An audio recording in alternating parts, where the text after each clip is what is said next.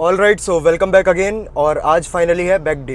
तो सबसे पहले एक बात करनी थी जो मैंने काफ़ी नोटिस करी है, वो ये है कि आजकल बिगिनर्स जो भी लिफ्टर्स हैं वो बहुत ज़्यादा आइसोलेशन वर्क या फिर कोई ऐसे स्पेसिफिक मूवमेंट्स ज़्यादा करना प्रेफर कर रहे हैं जो कि सिर्फ़ और सिर्फ आइसोलेट कर रहे हैं मसल्स को। और जो भी अपने बेसिक कंपाउंड मूवमेंट्स होते हैं जैसे कि डेडलिफ्ट्स, बारबल रोज, तो ये जो भी बेसिक कंपाउंड मूवमेंट्स होते हैं तो ये आजकल कम दिख रहे हैं बिगिनर लिफ्टर करते हुए। And honestly I really don't know what is the reason behind it. In my opinion, अगर कोई भी इंडिविजुअल वर्कआउट करना स्टार्ट करता है या फिर जिम ज्वाइन करता है तो उसकी सबसे पहली प्रायोरिटी होनी चाहिए to get stronger. And to get stronger, compound movements are best. Deadlifts, bench press, military presses, यही सब ऐसे मूवमेंट्स हैं जिनकी टेक्निक सीखने में सबसे ज़्यादा टाइम लगता है। तो अगर तुम एक बिगिनर हो और तुमने अपनी लिफ्टिंग जर्नी अभी रिसेंटली स्टार्ट करी है तो सबसे पहले यही मूवमेंट्स होते हैं जो कि सीखने चाहिए, और धीरे धीरे इसी में प्रोग्रेस बनाना। और जब really in basic foundational movements पे स्ट्रेंथ बिल्डअप हो जाती है तो जब हम धीरे धीरे ट्रांजिशन करते हैं कुछ ऐसे मूवमेंट्स जिनको पावर लिफ्टिंग की दुनिया में एसेसरीज कहा जाता है, चाहे वो बारबल कर्ल्स हो या फिर डंबल कर्ल्स हो, कुछ ऐसे मूवमेंट्स जो कि लोग समझते हैं वो सिर्फ हाइपरट्रॉफी के लिए हैं। तो अगर तुम्हारा बेस स्ट्रॉन्ग है, जब भी तुम ट्रांजिशन करोगे कंपाउंड मूवमेंट्स कम करते हुए और अपने एसेसरीज बढ़ाते हुए, तो तुम्हारी जो भी स्ट्रेंथ तुमने बिल्ड करी है अपने बेसिक कंपाउंड मूवमेंट से, जब भी तुम कोई ऐसे स्पेसिफिक मूवमेंट्स करोगे लाइक मशीन प्रेसेस या मशीन रोज, तो जो भी तुमने अपना स्ट्रॉन्ग बेस बना रखा है, तो मैं बिल्कुल ये श्योरिटी के संग कह सकता हूँ कि वो चीज़ तुम्हें बिल्कुल हेल्प करेगी। तो बात करते हैं आज की। आज है बैक डे और फोकस एकदम क्लियर है। रोज़, पुल डाउन्स, पुल ओवर्स, जो भी मूवमेंट्स होते हैं वो करेंगे with proper execution and proper intensity. तो चलो सीधे मिलते हैं जिम में।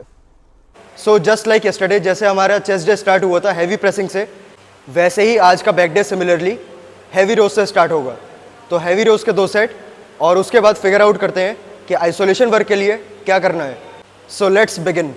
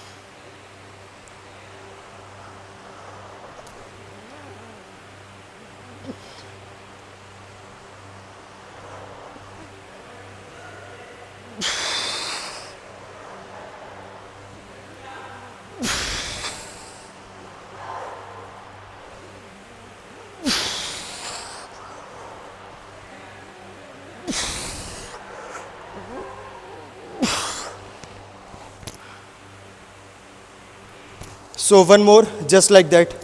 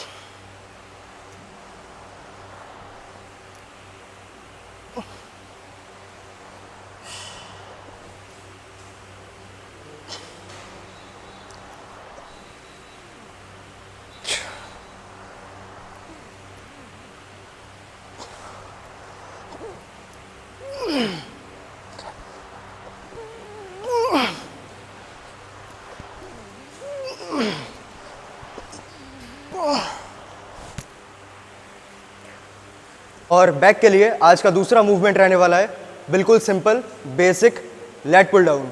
सिंपली फोकस रहेगा पूरे स्ट्रेच और पूरे कॉन्ट्रैक्शन पे। और बैक ट्रेनिंग में एक सबसे इंपॉर्टेंट टिप कि स्टेप्स यूज़ करो। अगर मसल माइंड कनेक्शन इतना अच्छा नहीं बन पाता है तो कुछ हद तक ये चीज़ इंप्रूव करती है। और अगर तुम्हारे फोर आर्म्स पहले गिव अप कर देते हैं, यानी कि तुम्हारी ग्रिप स्ट्रेंथ भी इतनी ज़्यादा स्ट्रॉन्ग नहीं है और तुम्हारे बाइसेप्स या फोर आर्म्स पहले गिव अप कर देते हैं तुम्हारी बैक से, तो स्टेप्स एक बहुत अच्छा ऑप्शन हो सकता है। और पर्सनली ये मैंने अभी कुछ टाइम से ही यूज़ करना स्टार्ट करा है। और मैंने अपने पहले मूवमेंट में स्टेप्स इसीलिए यूज़ नहीं करी क्योंकि शुरुआत में ग्रिप स्ट्रेंथ स्ट्रॉन्ग होती है, लेकिन अपना सेकंड वर्किंग सेट करते हुए हैवी रोज का फटीग थोड़ा बहुत बिल्डअप होने लगा। तो क्योंकि मेरे पास ऑप्शन है स्टेप यूज़ करने का, तो मैं लेट पुल डाउन्स में उसका प्रॉपर यूटिलाइजेशन करूँगा। तो स्टार्ट करते हैं अपना पहला वर्किंग सेट।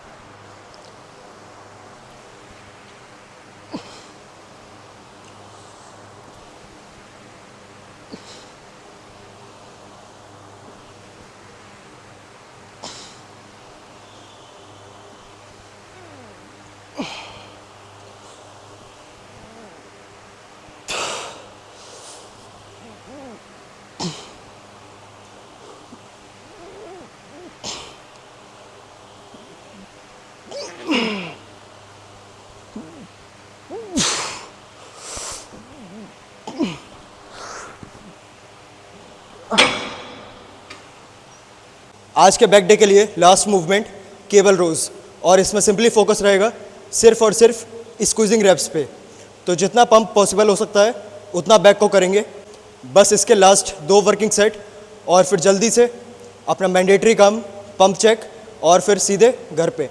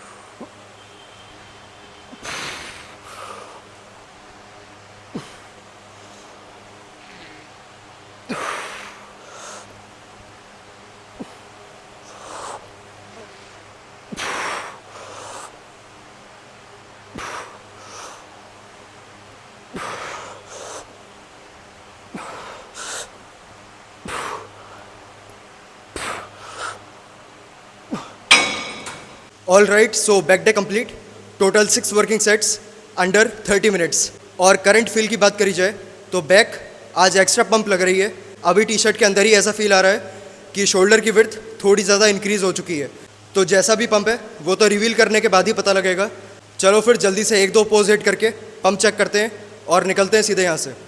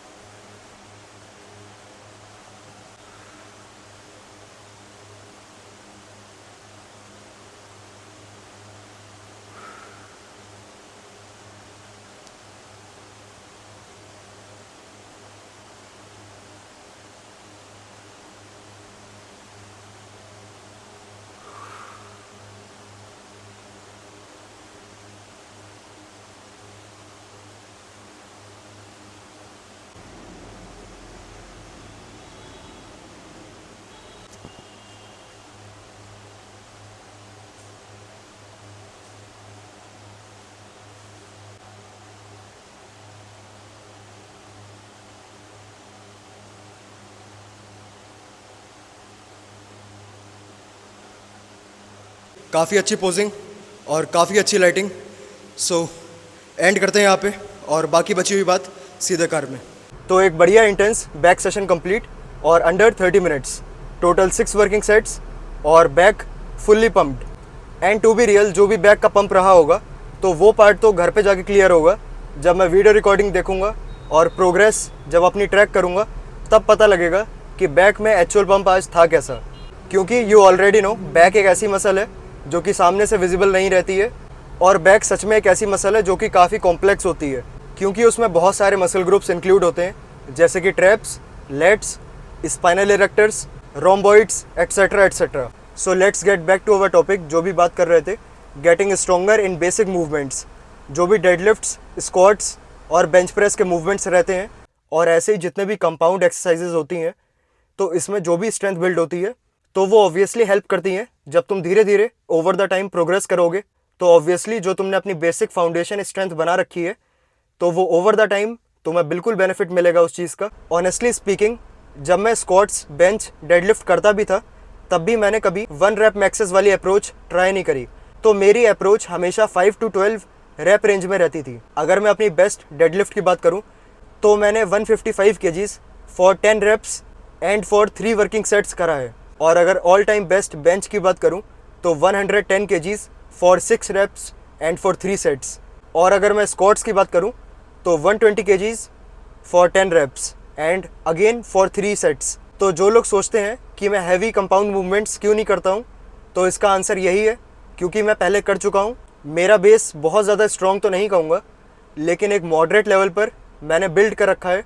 और उस so called heavy lifting phase के बाद मैंने धीरे धीरे ट्रांजिशन करा।